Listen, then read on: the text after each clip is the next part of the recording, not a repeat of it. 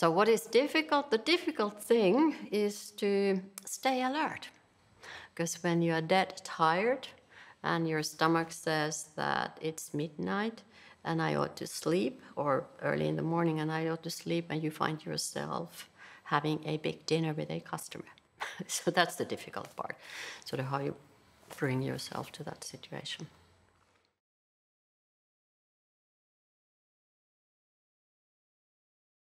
Different ways. There's been times when I didn't have time to eat, so I didn't look too much at that. But in order to be efficient in your job, and then when you combine that with jet lag and constant traveling, you really need to pay attention to how to manage your energy levels.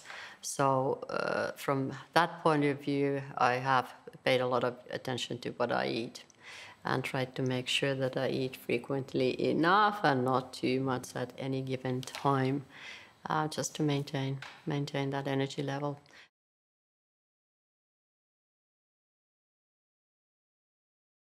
I guess it had a little bit to do with growing a bit older. So when I was 33, still 35, it didn't matter. I could have lunch and then work until 10 o'clock at night without eating after lunch anything. And I was okay. I would be dead hungry by the time I got home, but still that was okay. But then after that, I started to pay attention that I made sure that I had something in between if I had to work really, really long hours.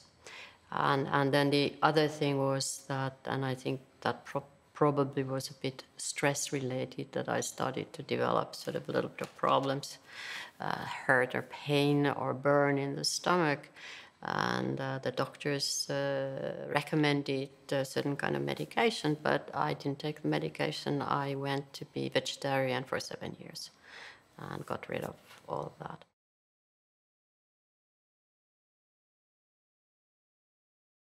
I actually think it is the fact that it starts from, as Aki says, from inside. And for me, that is a kind of natural way to think, that you need to know yourself, you need to know what you want, and then you need some advice, sort of as what tools you could use to get there. So I think that is one important element. The other important element for me is the fact that it is so, what would be the right word, holistic, covers the different aspects, and that you need to sort of take those different things into account in order to kind of lead a balanced life and feel better.